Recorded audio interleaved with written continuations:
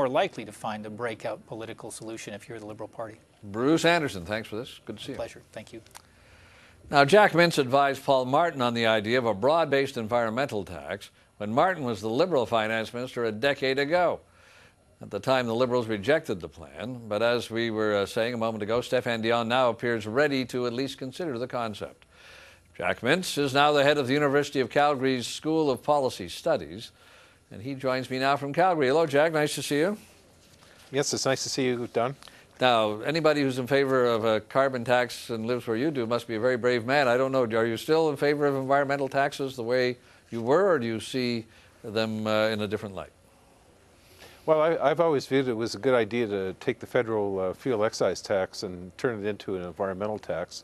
As the Technical Committee on Business Taxation that I chaired 10 years ago had argued for. And today I'm still of the same view, although now people are looking for and searching for some solutions on carbon and how to reduce it in society. And I think that this concept now, which I thought 10 years ago was a good idea, certainly has I think gotten a lot of interest again today. But some of that tax is already sent to it's not the same tax, is it? Because some of it goes to the municipalities now, so there'll be less for the federal government to use that way, is that right? Well, not entirely. In fact, first of all, there's 5 cents of the 10 cents gas tax goes to the municipalities, and so there's still 5 cents that's still there that could be used for an environmental tax if one wanted to do it in that way. But we also have to remember that gasoline is taxed. It's already partly subject to carbon taxation. And I think what we need to do is to really look at how we can bring in a broader-based carbon tax, and certainly starting with a fuel excise tax, I think at the federal level, if one were going to go the route of a federal tax, makes a lot of sense. Okay, but let's think this through. If you use the existing tax, it's already there. You're just changing how you would spend the money collected, are you not? Is that what you're suggesting? And if you are, that wouldn't change the price and change behavior, would it? Well, no, actually, it would be a significant broadening of the tax. Right now, you can think of the federal fuel excise tax as just a very narrow-based environmental tax on gasoline. A carbon tax would apply to a lot more things, such as heating fuel, and it would also apply to natural gas and coal, and so electricity, all different sources. So certainly all that would be subject to tax.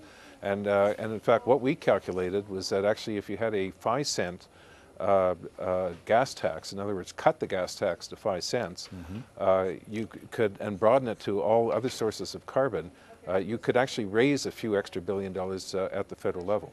Yeah, well, that was my point, though, that you couldn't just use the gasoline tax and change things. You'd have to do something, and you're saying to broaden it. So I follow that, and I think you and I are in agreement on that. So how do you think that would play, though, when you advised Mr. Martin and I guess through him Mr. Chrétien? They obviously thought the politics on this was too dangerous to touch. The environment is a much bigger issue than it was then, but gas prices are a lot higher than they were then. And I'm wondering how you think it would play out now. Well, right now I think in some ways our idea is good, at least from the point of view of gasoline, because what we're saying is don't tax gasoline more. Right. Which some, like BC carbon tax, actually is going to add 7.5 cents per litre already on one of the highest gas taxes in the country, which is in British Columbia. So I think that there is some sensibility to what I'm suggesting. But let me say that this is a very difficult issue. There are some significant economic issues to deal with, especially on the trade side. There are federal provincial harmonization issues that are really critical. Yeah. And I think moving in this direction is going to require a lot of policy thinking. And in some ways, I really kind of regret that actually this might end up being taken up as an election issue, when I do know that there are a lot of people out there that are thinking that this might be the way to go. Yes, and election issues change everything. But in BC, and you mentioned BC, I was going to ask you about that, because BC says that their tax is actually going to be revenue neutral. We heard that about the GST too, Jack, so, you know, fool us once, your fault, fool us twice, our fault. But on the other hand, any tax that's revenue neutral, does it actually change behavior, or do people just say, well, I may have to pay more for my gasoline, but I'm getting the money back somewhere else? So it doesn't really, if you make it revenue neutral, you don't have the same impact that if you make it a real tax that people have to pay and adjust it. Well, first of all, I think the BC carbon tax is very well designed in terms of how it returned money back to individuals and to corporations. because the carbon tax will have some negative impacts on low-income people through higher prices for heating and transportation, and for corporations that have to pay higher taxes on their business inputs, particularly those that are energy intensive. And what BC did was exactly, in my view, the right thing. They took the money and they returned it back in corporate rate cuts and in personal income tax rate reductions.